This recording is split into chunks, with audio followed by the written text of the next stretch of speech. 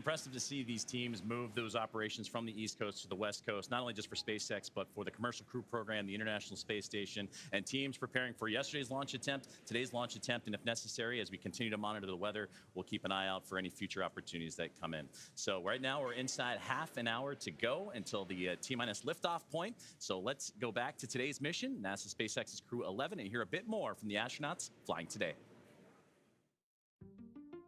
I think it's really innate in our human nature to want to keep exploring and to keep pushing boundaries.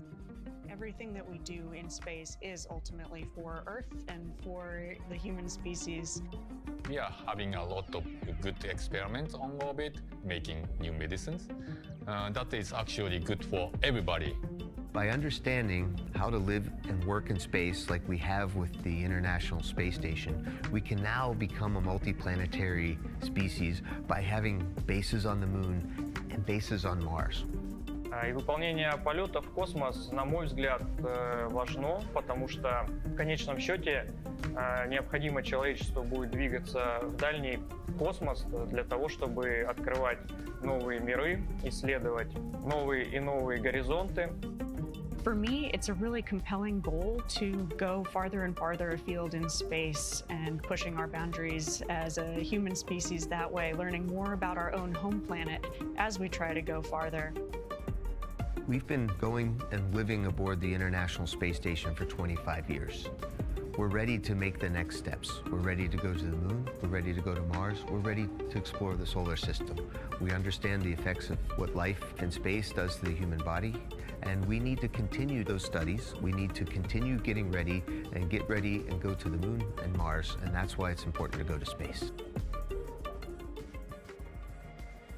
From growing vitamins in space to testing new ways to fight disease, Crew-11 is about to take on some incredible research aboard the International Space Station. First up, Bionutrients 3. The study is looking at how to make essential vitamins and nutrients in space so astronauts can stay healthy on long missions.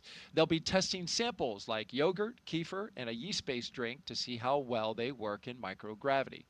Next up is Stem Cell XIP-1, which uses space to grow stem cells.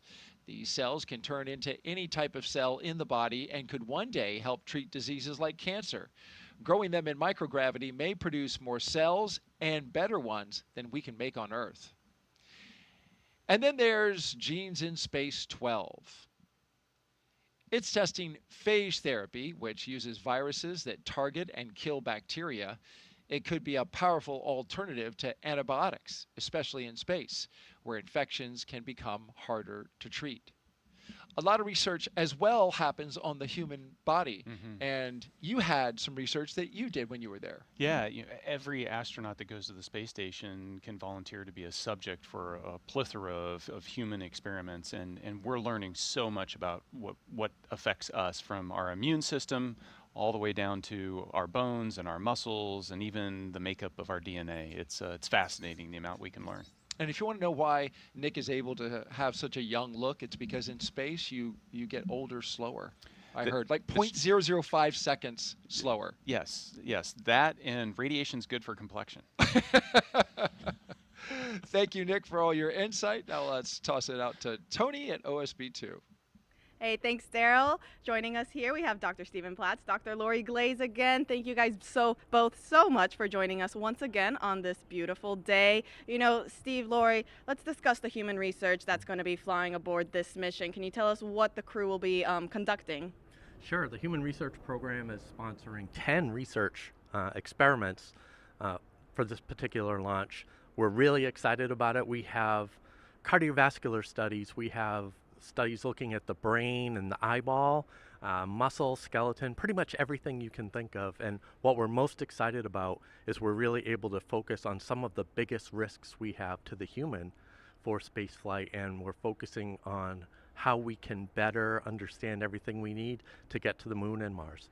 You know, speaking about the Moon and Mars, Lori, can you tell us a little bit more about how this human research help us on those future missions?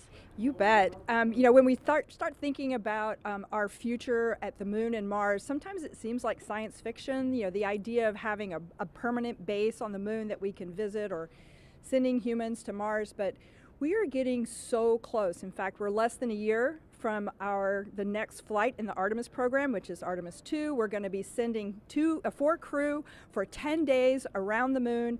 And so we're getting there. The next mission after that will land humans, our crew, on the surface of the moon, first time since 1972, and at the South Pole where we've never been before.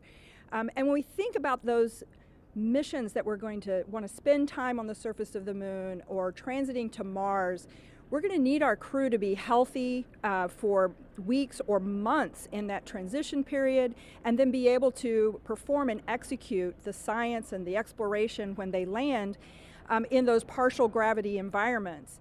And so it's critically important. We're using the space station, of course, it's a unique laboratory for doing the experiments that Steve's describing, doing things like being able to grow plants that we're going to need for food, so we don't need to bring all of the fresh food with us. Being able to recycle the water for drinking water and other purposes on the on that journey. Having sensors that can help us detect hazards from solar storms, so that the crew can get protection in time. So all this work is critical for us in our planning, and it's getting close. So we need this work now. Absolutely. You know, speaking about those experiments on station, Steve, I heard there's a new one coming on this mission. Can you tell us a little bit more about that? Sure. It's called manual piloting, and it's the first time we're flying it, so we're really excited about it. It will really help us with our planning for landing on the moon. And so what we're doing is we're looking at the transitions of gravity. We go from Earth to orbit, and then we're thinking landing on the lunar surface.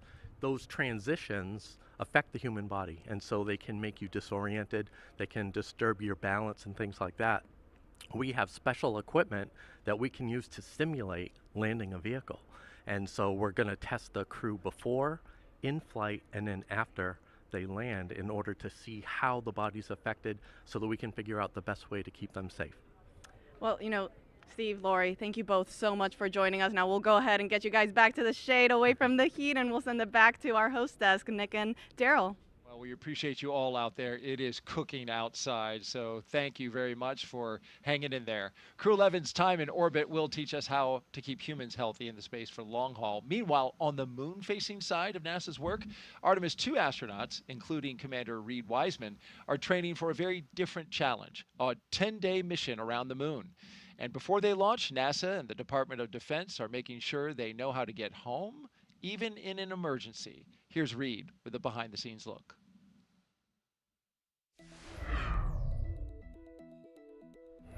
Hi, I'm NASA astronaut Reed Wiseman, commander of Artemis 2. I'm here at the Kennedy Space Center in Florida, and as you can see, work is well underway for our next mission to the moon, both on land and off the coast. Back in June, teams with NASA and the Department of Defense used an area of open water off KSC to rehearse procedures for a possible rescue after an ascent abort from the SLS rocket. Instead of using astronauts, they used a set of test mannequins staged inside the crew module test article, a full-scale mock-up of the Orion spacecraft. You can see pararescuers jumped from a plane into the water with their specialized equipment, then approached the spacecraft, opened the capsule, and transported the mannequins to the helicopter safely for medical care. This was one of 2 emergency procedures they rehearsed should they need to rescue me, Victor, Christina, and Jeremy during an abort scenario. And back here on land, now that the upper stage integration is complete inside the vehicle assembly building, teams with NASA's Exploration Ground Systems have been running SLS integrated testing, where they powered up both the core stage and boosters for the first time in preparation for our 10-day journey around the moon. That's a look at your Artemis Moon Minute. Artemis updates, scan the QR code on your screen that you see in the lower right-hand corner, or just go to the website at nasa.gov/Artemis-Roman numeral 2. And the moon stuff is really cool. The crew today drove by the VAB. There's a moon rocket inside there, and there's a crew that's training right now to go around the moon early next year. Yeah, and I love that view as they were driving by, because it shows just kind of how connected this whole thing is. You've got a Crew-11 getting ready to go to the space station, and a lot of what they're going to do is trying to prove out the things we need to know in order to go to the moon. And at the same time in that frame, you've got Artemis 2 getting ready in the background, and I'm excited to see 4 more colleagues go around the moon. 100%. All right, let's head back now to Hawthorne, California. Thank you very much, Daryl and Nick. And right now we're preparing. Fuel load complete. And that was going to be the update, is that fueling continues to be occurring for the Falcon 9 rocket. As you take a look at it on your screen now, it is a two-stage rocket that is 229 feet tall and getting ready for liftoff in just a little less than 20 minutes. And at launch, it produces more than 1.7 million pounds of thrust. And rockets like Falcon 9 don't use all that thrust just to go straight up. Early in flight, Falcon 9 performs a gravity turn, a smooth pitch maneuver that tilts the rocket sideways to build up horizontal velocity. You may hear this call at about 10 seconds into launch as the vehicle is pitching downrange. Once the first stage completes its portion of the mission, it shuts down and separates. A stage rocket like Falcon 9 sheds the booster to eliminate weight and uncover the Merlin vacuum engine on stage 2. To reach orbit, the vehicle needs to go fast, hitting an orbital velocity of about 28,000 kilometers an hour, just to keep from falling back to Earth due to gravity. That's fast enough to lap the Earth in about 90 minutes. And as we mentioned earlier, after stage separation, today's booster will be landing at Landing Zone 1 at Cape Canaveral Space Force Station, returning to Earth for its third time. The second stage takes over from there, powered by a single Merlin vacuum engine, also known as the MVAC. With its extended nozzle and optimized design, the MVAC drives maximum performance, producing 220,000 pounds of thrust in the vacuum of space. And getting to space is the first step to building our multi-planetary future, sitting inside Dragon Endeavour. There are currently 5 Dragon spacecraft supporting human spaceflight missions: Endeavour, Resilience, Endurance, Freedom, and our 5th and final Dragon, Grace, which just launched the Axiom 4 mission last month. Designed with safety as the highest priority, Dragon is capable of carrying up to 7 passengers to and from Earth orbit. And Dragon has 16 Draco thrusters that can be used in space to help navigate the spacecraft to its destination, which of course is the International Space Station. And those thrusters providing 90 pounds of force. And that doesn't include the 8 Super Draco thrusters used for and aboard, which are no longer active once the crew is in orbit. To date, Dragon has been to orbit 53 times, including 48 trips to the International Space Station and 18 human spaceflight missions. And as we mentioned earlier, today's Dragon, Endeavour, has been pretty busy, having also flown NASA's Crew-2 mission, Axiom 1, and NASA's Crew-6 and Crew-8 missions. Overall, for the Dragon fleet, this will be Dragon's 49th visit to the space station and its 19th human spaceflight mission overall, and the 5th Dragon flight just this year. Dragon is the first private spacecraft to take humans to the orbiting lab, having flown 300,000 pounds of cargo and more than 1,000 experiments to space, as well as 70 crew members representing 20 countries. Our versatile Dragon spacecraft can autonomously dock with the International Space Station when outfitted with a docking adapter, which is just how it's configured for today's flight. And when it's not going to the space station and it's in free flyer mode, the docking adapter can be swapped out for a cupola, as it was back during the Inspiration 4 mission. And another option we have is the Skywalker hardware, which supports extravehicular activities or spacewalks, as we did during the Polaris Dawn mission. And here's some interesting trivia. There has been a Dragon in space for 1,358 consecutive days since Crew 3. And that's an impressive stat, too. And with T-minus 0... Stage 2 LOX load has started. And with T-minus 0 coming up in just about a little more than 18 or 16 minutes or so from now, our teams continue to do a series of system checks to ensure Dragon SpaceX for status update. Dragon and Falcon 9 are healthy, and we continue to load propellant. Weather is still our watch item. We are seeing some development in the area, so this is going to come down to a matter of time. We're going to keep an eye on it and continue marching towards T0, and we'll see if we manage to thread the clouds today. Okay, Dragon copies. We've got a healthy rocket, healthy Dragon. Weather is continuing to develop. We'll keep going until we can't.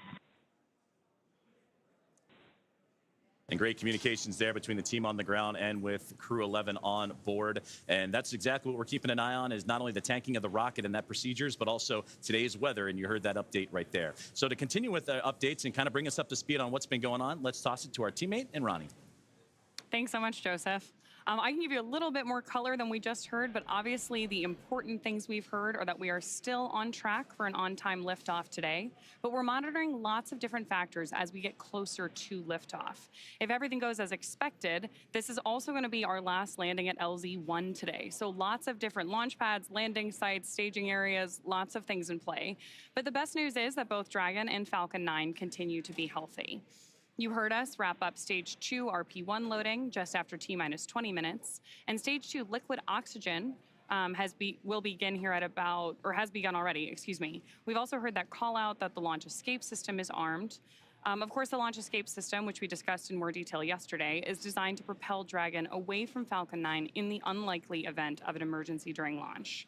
We've also heard from the Eastern Range, which is monitoring keep-out zones among other key flight requirements today. They're continuing to report no issues, and they are go to support today's launch, weather depending. So again, as you just heard, weather is a watch item. We're now tracking a 60% chance of violation at our target liftoff time, with isolated showers in the staging area and some clouds building right over the launch pad. You are actually seeing them continue to grow on your screen right now. For now, though, we are go for the 6th mission of Dragon Endeavour, and I want to hand it back over to Sandra for a status update from Houston. Sandra? Thanks, Ronnie. Back here in the International Space Station Flight Control Room at NASA's Johnson Space Center in Houston, teams are continuing to work around the clock to monitor activities aboard the orbital outpost. Leading the team inside the room today is NASA Flight Director Anthony Varia.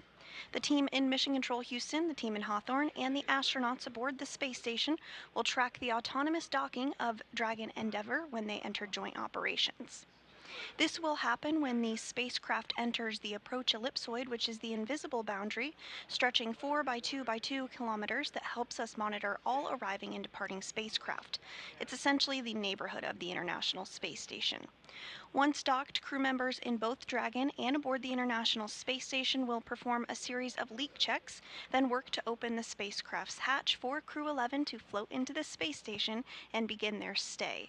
We anticipate that the hatch will be opened about an hour and a half after docking occurs, and when they enter the orbital outpost, Crew-11 will be greeted by the rest of their Expedition 73 crew and will come together for some opening remarks. For now, that's going to be all for us today here in Mission Control as the anticipation builds for launch in less than 13 minutes now. So how's it looking on the Space Coast, Daryl? Well, Sandra, we wish it was looking better. We've just had a downgrade in the weather forecast from 60% go to only 40% go. The launch weather officer informing us that conditions are ripe, and we have even seen the development of cumulus clouds in the area, some that could trigger lightning if a rocket went through them. So this is a very high watch item at this moment, Nick. Yeah, they're watching it to the, everybody is focused on crew safety at this point, making sure that we make the right call. But there's a chance, and I'll stay positive.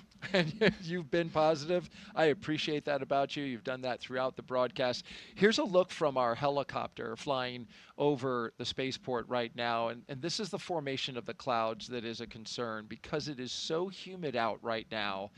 And we've got a sea breeze that is flowing over the warm land. It is just creating this convection around the spaceport. In fact, we are also expecting to go into a phase 1 lightning alert, which I hate to say it, but just before we scrubbed yesterday, Dick, that phase 1 lightning alert went into effect. So things are starting to stack up against us weather-wise. But nonetheless, it's at this point, because this is a fully automated fueling sequence, it behooves us to just continue to march to see if anything might just clear at the end. Yeah, so there's been nothing that happened up to this point to stop the countdown. So proceed to T-0, and if the timing works out and the weather hasn't built to a significant enough level and it's safe to go, then let's go.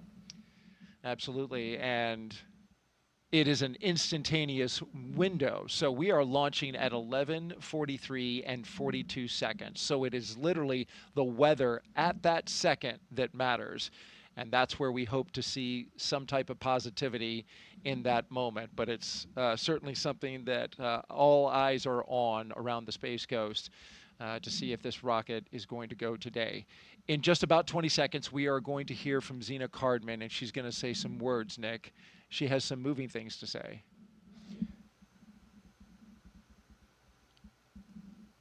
Yeah, you know, Zena is an amazing person, and watching her, you know, along with Stephanie. Dragon SpaceX confirmed crew displays are configured for launch. You can. SpaceX Dragon displays are configured for launch. To our family, friends, all who support us at SpaceX, NASA, JAXA, Roscosmos, thank you. Spasiba, arigato gozaimasu.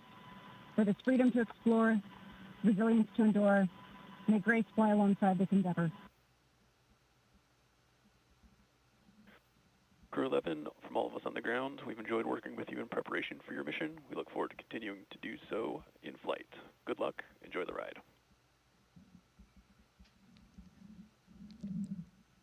Yeah, and Zena, you know, hitting the tone I would expect her to do. She is the consummate professional. Especially big message of thank you. Yeah, the gratitude, the team focus, freedom, resilience. These are big themes. These are things that are important to her, and some great words from her. Let's send it now back out to our commentary team for the final minutes of Countdown. Joseph and Samia, take it away. Thank you, Daryl. Thank you, Nick. And that was beautiful what Zena had to say and reflecting on family and friends, but also that great shot you saw in that 2-box. That was from the International Space Station, that view as the space station actually going right over Florida and the Cape. So it's not just those on the ground that are excited. It's their teammates aboard the orbiting laboratory as well. Well, we're closing in on launch, 8.5 minutes away. It'll be about a 9-minute ride to orbit, which is around the time of the second stage cutoff. Dragon and the second stage will continue to coast for a few minutes after that, and then prior to separation. You'll be hearing some performance calls as we get into the final countdown and then after liftoff. These are SpaceX flight controllers reporting on trajectory, speed, booster, and performance, and the key milestones, but there are some other calls that you'll hear the crew make as well after liftoff. The crew will report out a few number and letter combinations, which mark different abort zones throughout the flight uphill and up the eastern seaboard. The first two, 1A and 1B, those are abort modes available while the first stage is firing. Now, the second are 2A through 2E. Those will come into play once the second stage kicks in, and then though we'll only hear the 2A call out from the team. Diverting a little bit from that naming system, you'll also hear the call Shannon, which refers to Shannon, Ireland. This call means the crew could target off the coast of Ireland if they needed to abort late in that second stage burn. You'll hear these different calls throughout the flight uphill, along with key performance callouts from the guidance, navigation, and control officers, and also the propulsion lead. So we're closing in on T-minus now 7 minutes, and we continue to keep an eye on the weather.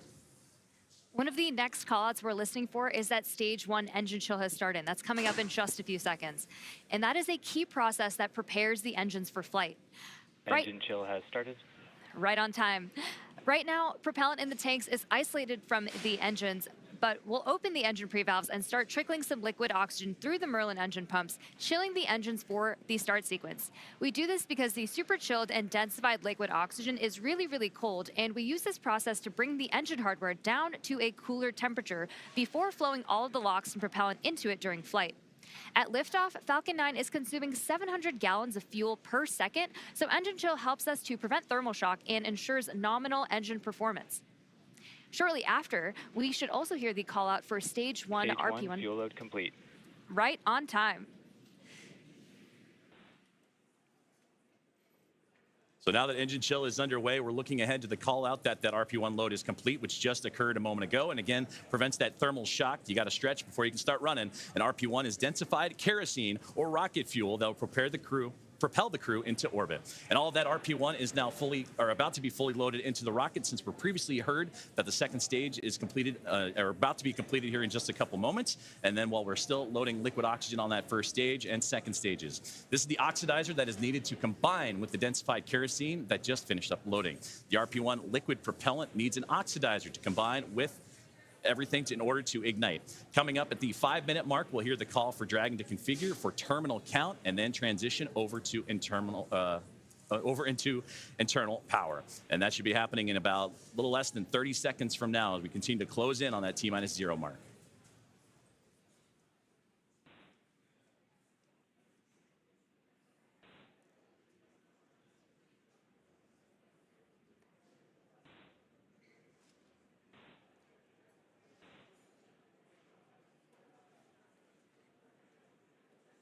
So next up in the countdown, the transporter erector, or TE, will begin to retract from Falcon 9. That is the large truss structure you see there standing next to the rocket. It's hinged at the base and connected to the launch mount beneath the first stage. First, the clamps around the second stage will begin to Falcon 9 open. tanks are pressing for strong back retract. And we're hearing good callouts. Dragon is in, configured for terminal count. And we're continuing to hear great callouts over the nets. Then the TE will begin to pivot back, slowly swinging away from the rocket, and it will reach full recline in just about a minute. Strong back retract has started. And we are just beginning that strong back retraction process. It's called the strong back. It's also called the TE, or transporter erector. Same structure, different name. The TE does a lot more than just lean. It rolls Falcon 9 out to the pad, raises it vertical, and stays connected through the final seconds. It provides fuel, power, telemetry, and command connections between ground systems and the rocket. Those clamps at the top help stabilize the second stage during fueling, and they also help prevent movement in high winds. And once they open, which you can see on your screen, they are slowly pulling away. And once they open fully, the rocket is fully free at the top.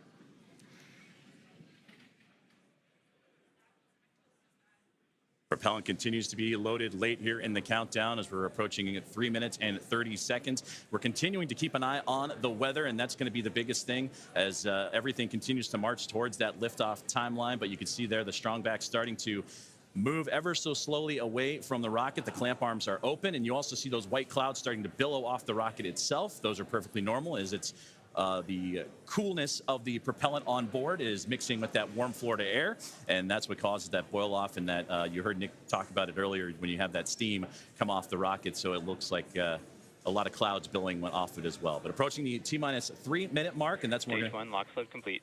And that's what I was about to say, is that you're going to hear that liquid oxygen load be complete. So everything is primed and pretty much ready to go. And you'll see, again, those white clouds of vapor and a great view of the entire rocket as we continue to build closer to launch. And, of course, liquid oxygen, super chilled. Dragon so a little is in bit terminal count and on internal power.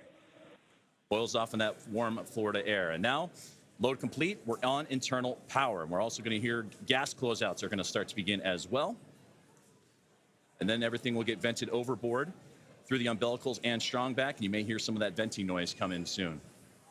So LOX is still loading for approximately another 20 seconds on stage 2, and once that is complete, we'll vent down the TE, which will produce a white cloud off the side of the rocket, which is normal and expected, just as Joseph had mentioned. And once LOX load is fully complete, that will mean that there are 1 million pounds of propellant loaded onto Falcon 9, which will be RP1 and liquid oxygen. So that call out coming up. Stage 2 lock load complete. Right there. So we just heard that confirmation of stage 2 liquid oxygen now complete, as we are now 1 minute and 50 seconds away from launch. We'll also hear that the gas closeouts have started, so we can expect Dragon loud is venting. in auto idle. You heard the call for auto idle. That puts the rocket in a state that the flight computers understand before it takes over, making sure that transition to the final countdown is smooth and that all flight computers on board are in sync Ground gas and configured. closeouts, expect loud venting. Configured for launch, and there's the closeouts we've been talking about and the venting that will be shortly followed.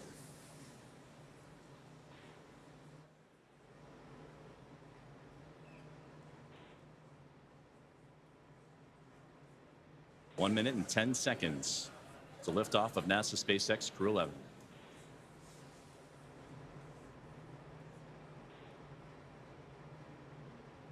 FTS is armed. Falcon 9 is in startup and is now controlling.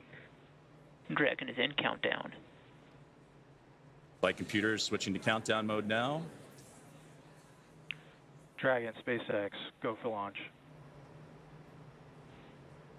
SpaceX, Dragon, go for launch.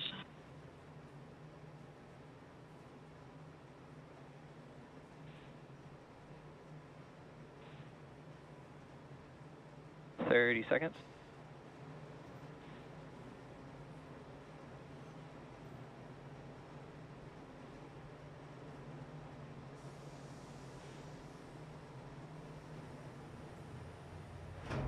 Fifteen seconds.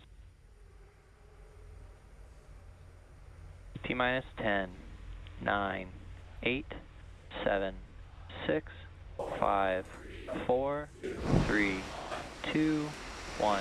Ignition.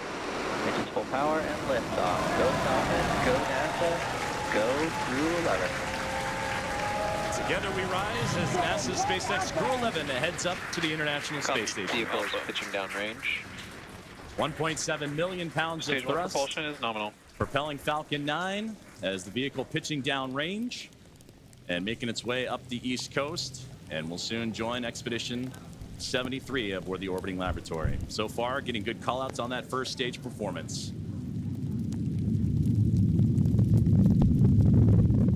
We are now T plus 35 seconds into the Crew-11 mission on board Dragon and Falcon 9.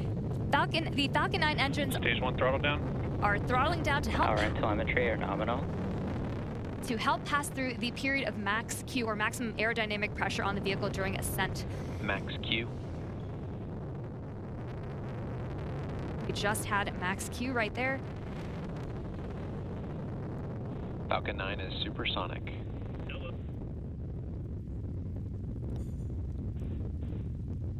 One minute, 9 seconds into what is a little bit more Stage less 1 than throttle up.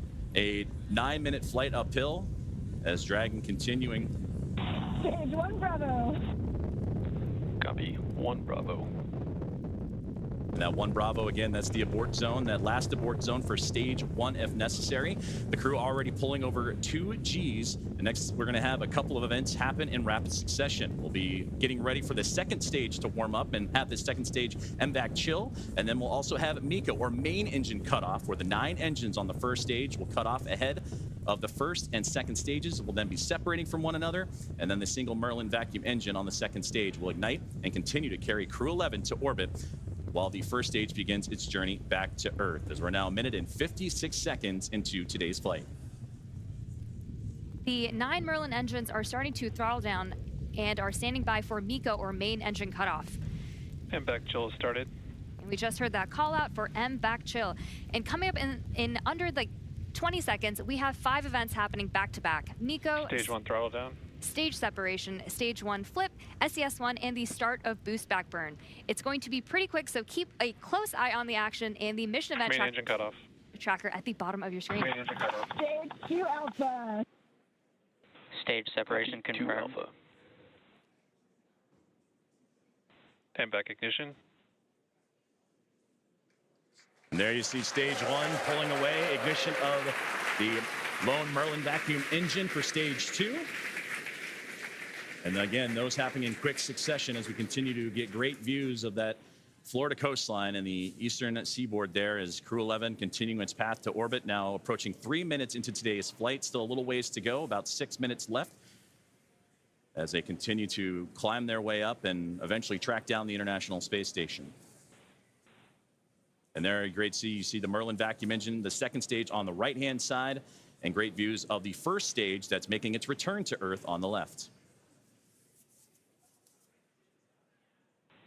About 5.5 minutes of powered flight remaining as we continue to monitor the progress of both vehicles, stage 2 and Crew-11, making the climb uphill, and stage 1 looking to land again at landing zone 1, the last landing at that location for this Falcon 9 booster.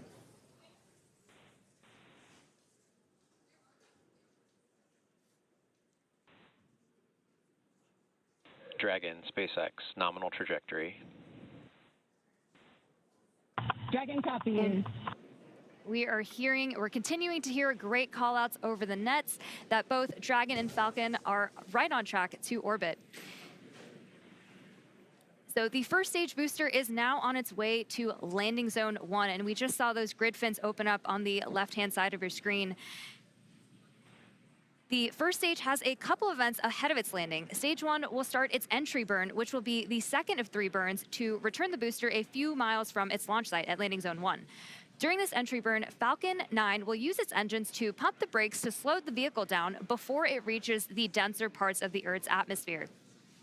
And if you didn't know, Falcon 9 has a complex heat shield that is designed to protect the engines and the vehicle from all of that combined thermal and aerodynamic loading during max entry Q, which is the moment of max stress on the vehicle during entry. And that will be followed by a landing burn. And this burn will last for about... Dragon, SpaceX, nominal trajectory. Continuing to hear good callouts. Great performance calls continue as we're now 5 minutes into today's flight. Still about 8.5 to go. A little bit more than that as the second stage continuing to perform nominally on the right-hand side. 2,400 meters per second. Crew-11 cruising into the upper echelons of the Earth's atmosphere while we continue to monitor the second stage on that left-hand side. And we'll also get continued guidance and navigation call-outs from the control officers here in SpaceX. Dragon is pointed in the right direction and continuing its flight. And again, that second stage going to continue firing until close to that 9-minute mark into flight and accelerating Dragon to more than 17,000 miles per hour and placing the crew in orbit. And you'll hear good orbital insertion would be that call out. There's the single Merlin vacuum engine that can produce over 220,000 SpaceX, nominal trajectory. pounds of thrust on that nominal trajectory you're hearing right now. And into the vacuum of space. Now approaching 6 minutes into today's flight, about 2 minutes and 40 plus seconds remaining. We are coming up on the entry burn, which is just under 30 seconds from now. And so you'll see the first stage's center Merlin engine reignite as it comes back down to Earth. And after that, we will be approaching. Stage 1 entry burn startup. And there is the beginning of entry burn right there. Again, this is the second of 3 burns to return the booster to Stage landing 1 zone entry 1. burn shutdown. We just made it through entry burn. And you're getting some great views too on that stage 1's return to the Florida coastline, again landing at landing zone 1, while on the right hand side the second stage and that Merlin vacuum engine continuing to propel Crew-11 Dragon, SpaceX, nominal trajectory into orbit. And Dragon copies. And again, great. And now with about 2 minutes left of powered flight remaining, still receiving those great calls from the crew on the ground, and we're getting those relays from Crew-11 Commander Zena Cardman. Stage 1 transonic. We are now very quickly approaching the start of our landing burn, where 3 engines, engines 1, 5, and 9, will relight to help slow the vehicle down just before it touches down on landing zone 1. We should hopefully have some great tracking shots of that. Stage 1 landing burn. Stage 2 FTS has saved. Stage 1 landing leg deploy.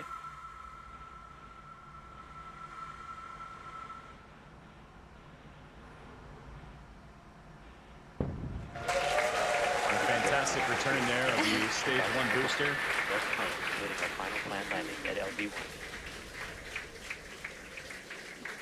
Another. So a successful landing of the first stage booster as we continue to follow along with a little less now than 1 minute of powered flight of the second stage. And you'll hear the call out SECO, or second engine cutoff, is a great view there, glowing orange with the Earth eclipsing right around that Merlin vacuum engine, and everything continuing to perform nominally for NASA Stage 2 SpaceX is in Crew-11. terminal guidance.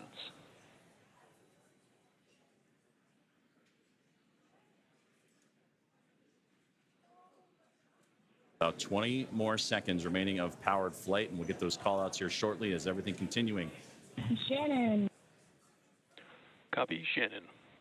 And there's the great call out for Shannon we talked about earlier, that last abort zone if necessary, where they can land off the coast of Shannon, Ireland. SECO.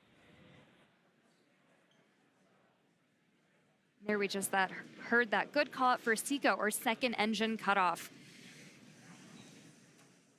Coming up next will be stage separation. Dragon, SpaceX, nominal orbit insertion. And that's the great call you wanted to hear. Launch escape system disarmed.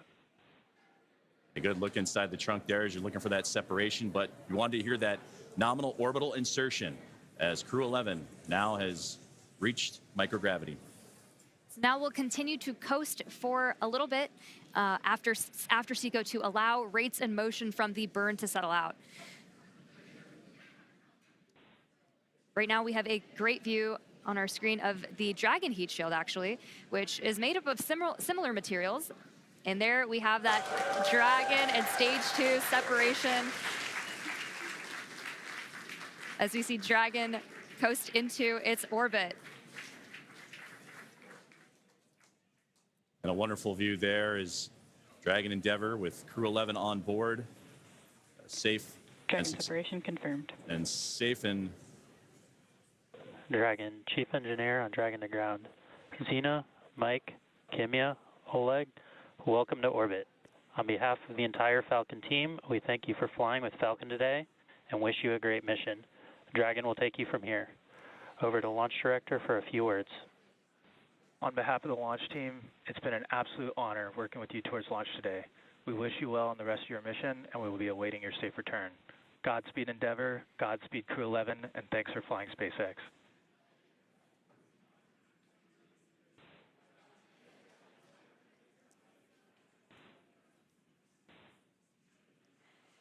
SpaceX, Dragon, I have no emotion but joy right now. That was absolutely transcendent. Ride of a lifetime. Thank you. This has been an incredible honor. And it's my privilege now to pass us along to Mike with some additional words. Boy, it's great to be back in orbit again.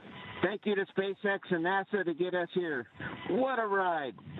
And Zena and Oleg, let me be the second to welcome you to your first orbit around beautiful planet Earth. Kimya-san, okayeri nasai, welcome back. And to the ISS Expedition 73 team, the crew on board and our friends in MCC, we're on our way. Over to you, Kimya-san. Okay, thank you very much for everything. спасибо вам большое. ありがとうございます。日本の皆さん、私も10年ぶりに宇宙に帰ってきました。ISS でしっかりと任務を果たして、一等星のように輝いて、日本の素晴らしいところを世界中の人に知っていただきたいと思います。ありがとうございます。Я передаю Олег-сан, пожалуйста. Спасибо, Kimya-san. Thank you very much. Arigato gozaimasu. And спасибо всем. I'd like for the beginning to say thank you very much, Roscosmos, SpaceX, and NASA for this unique opportunity to be here with my great crew. Дорогие друзья, находясь на космическом корабле и облетая нашу родную планету, я испытываю неописуемое счастье и восторг. Хочу выразить слова благодарности всей нашей стране, Соединенным Штатам Америки и России за эту уникальную возможность, а также Роскосмосу. Хочу выразить слова благодарности своей школе, в которой я учился, номер 103 в городе Челябинске, выразить благодарность Краснодарскому высшему военному авиационному училищу летчиков и 22-му гвардейскому истребительному авиационному полку, а также сотрудникам Центра подготовки космонавтов, кто искренне верил и болел за эту идею отправить меня в космос. Обещаю выполнить все поставленные передо мной задачи на отлично. Ура!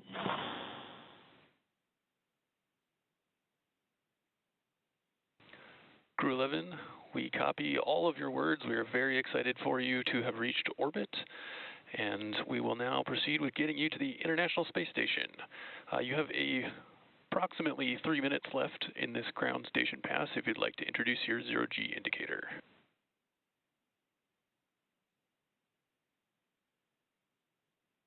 Copy all, Tremaine. Thank you so much. We'll get out our 5th crew member here in just a moment. This zero-G indicator honors a shared memory with our lead trainer, Paul Weiss. For all the mentors and team members who got us here through sacrifice of time and dedication, I hope we made you proud today. Thank you so much.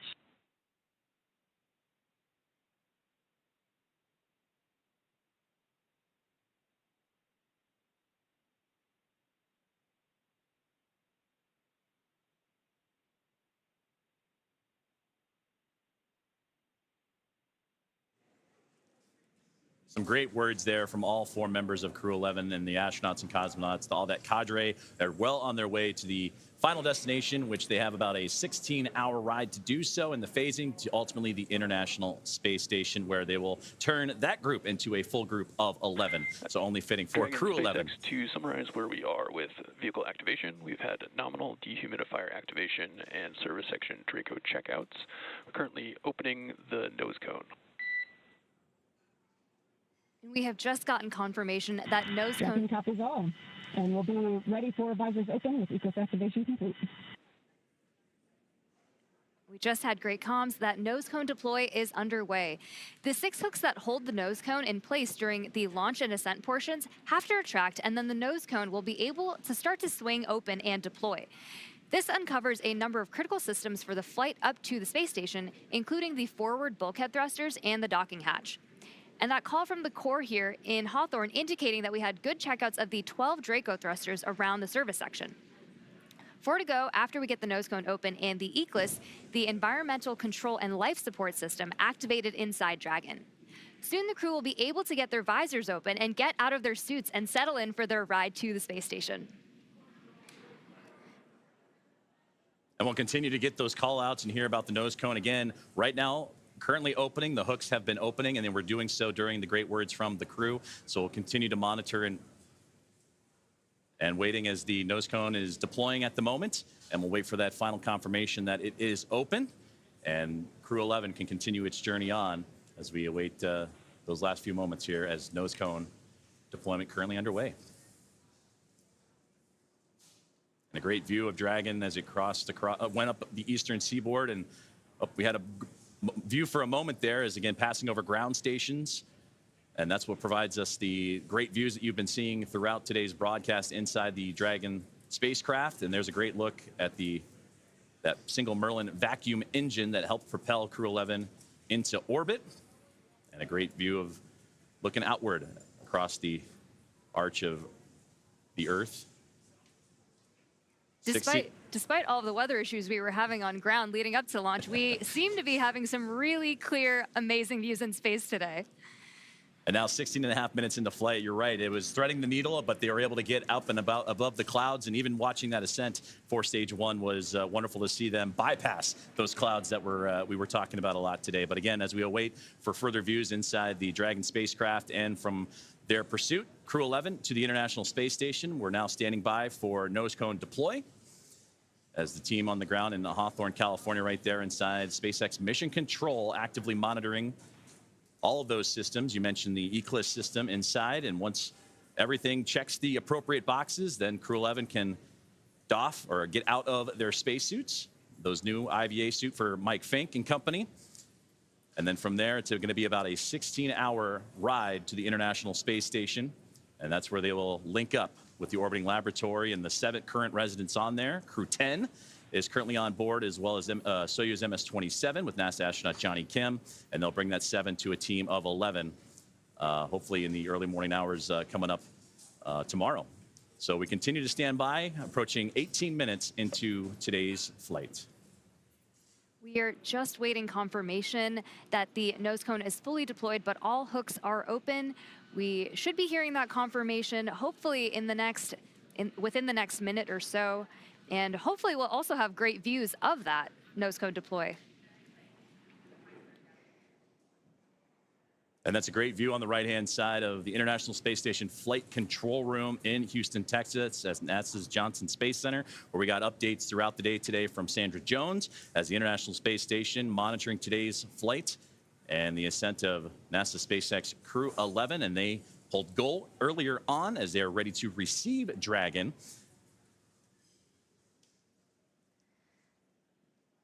And we just received confirmation that the Nosecone has completely opened and deployed. So great news, as again, all those checkouts continuing to happen for Crew-11 after a successful on-time liftoff today. And they were able to get past the clouds, the weather that we've been monitoring, and a successful first stage and second stage performance to propel them into orbit. Crew-11 is comprised of NASA astronauts Zena Cardman and Mike Fincke, along with JAXA astronaut Kimia Yui and Roscosmos cosmonaut Oleg Platonov. And they are now safely in orbit following that approximately 9-minute ride after liftoff today from NASA's Kennedy Space Center in Florida. The crew now, as mentioned, has a little bit about a 16-hour journey before they reach their destination. Dragon SpaceX, we see a nominal nose cone opening at TCS and 4 bulkhead to Draco checkouts. Great call out right there. Dragon copies all. Good news. And that's what we were waiting for there, was that call up to And crew. then looking forward in the timeline, you have your first burn up on your forward view. That's the phase burn in approximately 25 minutes. We will also be monitoring the stage 2 deorbit to give you the go for suit doffing, and we're expecting that at T+45 minutes. Dragon copies. We'll be monitoring, and T+45 approximately for suit doffing. We're with you in the timeline. Great conversations there with the team on the ground, and there they are, Crew-11. Happy as can be in orbit now, and they have a 16-hour journey before they reach their destination, the International Space Station, as docking currently targeted for tomorrow morning, Saturday, August 2nd at 3 a.m. Eastern Time, 12 a.m. Pacific, to the space-facing port of the station's Harmony module. Now, between now and then, Dragon will perform a series of burns as it catches up to the space station, and that first burn you heard him talking about is the phase burn, and that happens about 30 minutes or so from now. So we'll continue to monitor the Dragon spacecraft, or the teams on the ground will continue to monitor that first of a sequence of burns to help them stair-step their way up to the International Space Station. Human spaceflight has come so far in the last 5 years with Dragon. In addition to flying people, SpaceX's Dragon spacecraft also enables researchers the opportunity to fly critical science to orbit. So far, SpaceX and Dragon have carried more than 1,000 research experiments to and from low Earth orbit, both to the International Space Station and on our free flyer missions. From DNA sequencing to 3D printing, studies enabled by Dragon and the space station test a variety of technologies, systems, and materials that will be needed for future long-duration exploration missions. Every mission yields critical science, critical research, and learnings that help make life both on Earth and in space better. And flights just like today's help us continue to lay this foundation for our future among the stars and continue our mission to make life multiplanetary. We'll be signing off from SpaceX for now, so we're going to send you back over to Kennedy Space Center. But before we go, we want to thank NASA, Joseph, for entrusting us with today's mission, and thank you all for being with us today. Well, thank you very much, Soumya, Ronnie, and the teams here at SpaceX. It was another phenomenal opportunity to catch NASA SpaceX Crew-11 in orbit today. And with that, we're going to say goodbye from here in Hawthorne until we pick back up with our docking coverage beginning at 2 a.m. Saturday, August 2nd, tomorrow, for that targeting docking to the space-facing port of the station's Harmony module at 3 a.m. Eastern. So for now, thank you for joining us, and we're going to toss it back over to Nick and Daryl at Kennedy Space Center to wrap up today's launch coverage. Great job. If you're just joining us, welcome back to the Kennedy Space Center in Florida. I'm Daryl Nail here with NASA astronaut Nick Hague. Just moments ago, we saw Crew-11 safely on orbit with the nose cone open, checkouts complete, and a few words from the crew as they settled into their new environment aboard Dragon. And Nick, watching him in that moment, floating free, you must feel good about your friends and colleagues successfully getting to orbit today. Absolutely. You know, at the moment of liftoff, the tingle on the back of your neck, the chills, and watching them go into orbit, and then to hear them call down after they're there safely, the joy in their voice, and then the gratitude for the teams that got them there. Just, you can't help but feel awesome right now. Everybody that's associated with this launch. And now it comes, you know, a completion for Zena Cardman, the commander who was part of Crew-9, was pulled off that mission. You continued on. This is now her chance. Now she's in space. She had to wait a little bit longer, but now finally gets to fly. Yeah, it's a full circle moment, and it's a thrill to be here and just be part of it. We appreciate you from the very start saying that you wanted to document this moment with her here at the Kennedy Space Center, watching them go up at that moment. Mike Fincke has been around for a while. He's a veteran astronaut, but there's been quite a gap. He finally now, after 14 years, back up in space. Yeah, you know, talk about patience being a key quality of an astronaut. It's not just sitting strapped into a rocket for 2.5 hours prior to launch and not being able to move. It's, you know, doing your job and waiting for your opportunity, and that might be a decade or more. And to take that time and to do so much with it while you're still waiting to launch into space, it just shows the character that he has. Incredible character and incredible character is Mike. Well, quick story here. We want to tell you, you know, when Zena Cardman was here and she did the co-host role for Crew-9 when you launched. After the launch broadcast was over, she pulled out a deck of cards and just offhandedly was like, oh, hey, I want to show you something. And she showed me this deck of cards. It was the Crew-9 deck of cards. And she had hand-drawn the portraitures of like each of the Crew-9 members, which included you, and she was on it, though she didn't get to fly. It was the card deck that you used when you played to get rid of your bad luck. Yeah, in the suit-up room, Right. And so I'm like, you hand drew these? I was like super impressed. So, of course, fast forward to recently, you walk in the pre-production meeting and you're like, hey, Zena wants to have this deck of cards.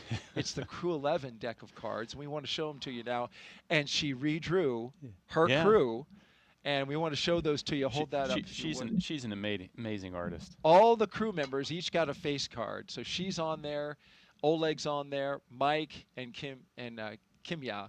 And here they are. She hand drew this. We have a close-up of this shot. We want to show you so you can get a real full appreciation. Hand-drawn portraitures by Zena Cardman, the commander. You talk about many talents. Just another talent in what appears to be just this extremely well-rounded astronaut and commander. Oh, absolutely. Not all astronauts are created equal. I cannot do that. She is talented. That's incredible. And of course, they played with this deck of cards when they got rid of Zena's bad luck today. Yeah, and it worked. And it worked. Look at that weather. We were looking at the cloud just off to the south. You know, the power of positive thinking. Your positive thinking is like, you know, perfect. All right, we're going to send it back out for one more interview with Tony. And in the meantime, you and I are going to play some high-low card for your next space assignment. See if I can win it from you. Tony, take it away. Thanks, Daryl. Looking forward to who wins that game. You know, joining me is now Stephen Chan with the Commercial Crew program. Stephen, I mean, what an amazing launch and landing of Falcon's first stage. How you feeling? That was amazing, Tony. You know, to watch the Crew-11 Dragon flying up on the Falcon 9, just it's incredible, you know, to see that. On a personal note, Mike Fincke is a dear friend of the family, and it warms my heart to see him to go back to space station to work and live there.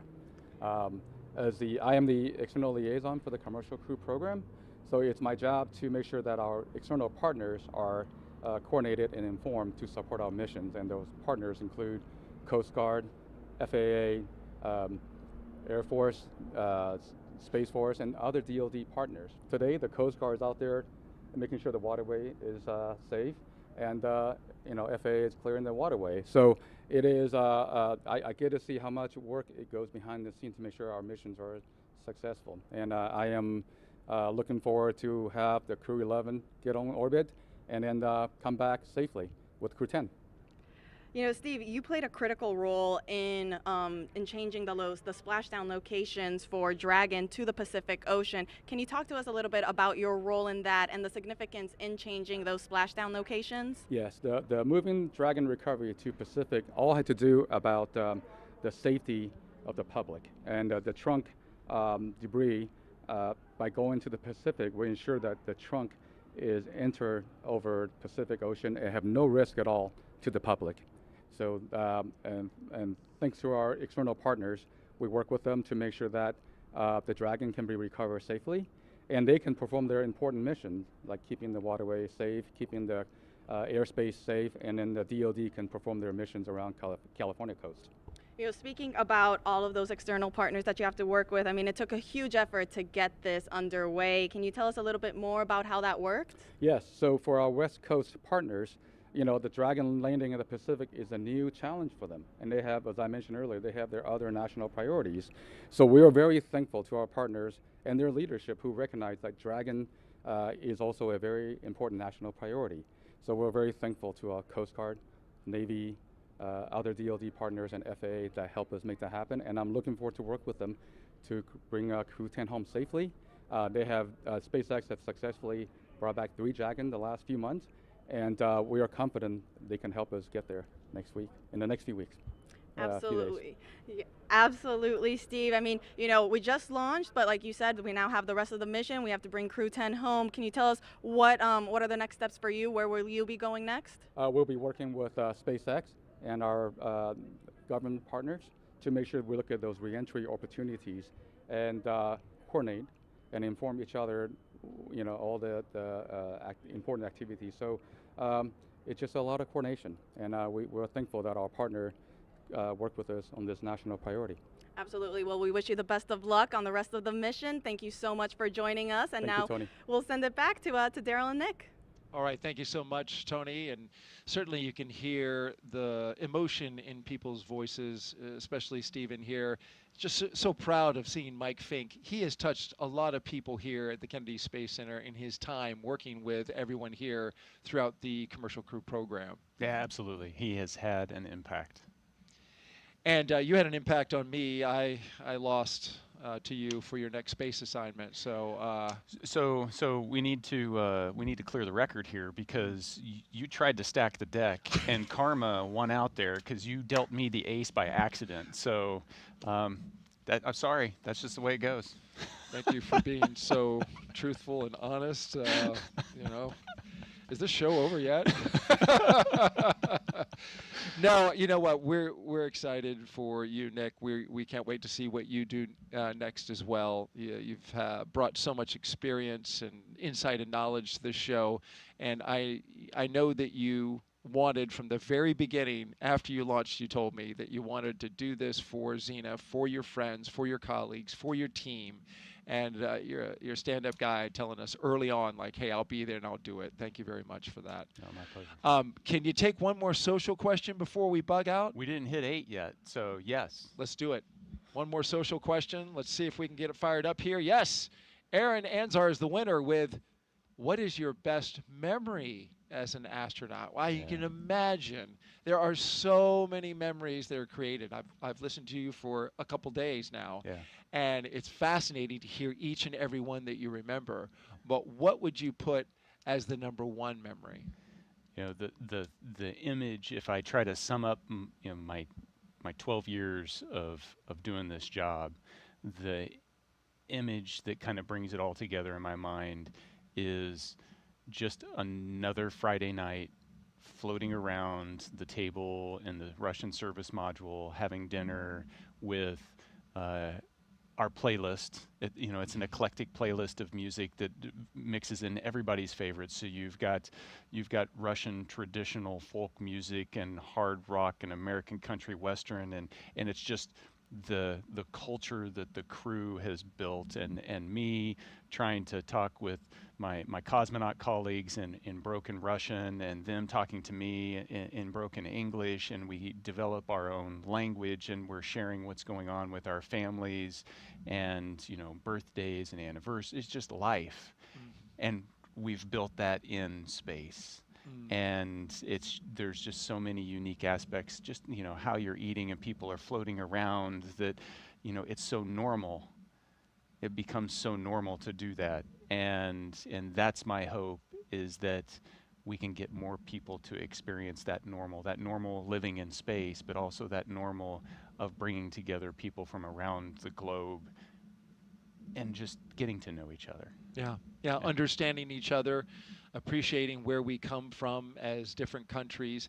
What strikes me about that is a memory that you chose is you went on EVAs. You went outside the spacecraft, outside and saw the entire planet underneath your feet, but you pick a very human moment as the memory, a bonding moment among your crew that stands out as the #1. I'm sure there's a ton of great memories, but it was the human one Yeah. at the end of the day. I mean, you can spend all day in the cupola staring at the Earth, and it's an amazing view. But when a crewmate floats up and watches it with you, it's just that much more spectacular. That's awesome. That's awesome. Nick Hague, NASA astronaut, and a brigadier general with the Space Force. Thank you so much for being here. You did a fantastic job. And with that, our coverage comes to a close. But the journey for Crew-11, well, it is just beginning. After a stunning launch from Kennedy Space Center and a successful ride to orbit, the crew is now on their way to the International Space Station. This is a shortened trip, 15.3 hours, with docking targeted for a Saturday, August 2nd at approximately 3 a.m. Eastern Time. And we'll pick back up, of course, with our coverage beginning at 2 a.m. Eastern Time on that same Saturday, tomorrow, for a targeted docking at that moment. And so with that, we want to just say thank you to everyone who was participating in this show today. If you want to follow along with the mission, Crew-11's journey to the space station, just by check in with our real-time mission audio. It will have the flight controllers communicating with the team. You can check that out. The QR code that's at the bottom of your screen now, you just pull out your phone and scan that. You can watch on your phone or watch on your TV with a streaming app. We'll pick back up live with broadcast coverage about 2 hours before docking right here on NASA Plus. Nick, thanks again. Really appreciate it, man. 2 launch attempts. I mean, you were fantastic. This is a long slog through the day, but it's wonderful to document seeing your friends go up to space. Yeah, wouldn't want to be anywhere else. Absolutely. So with that, thank you so much for joining us. Have a great afternoon, everyone, and thank you again for watching us get these astronauts to space. Continue to follow us as well, and make sure that you keep looking up. Subscribe to our YouTube channel and turn on the notification bell. Thanks for watching. Space Googlevesaire YouTube channel.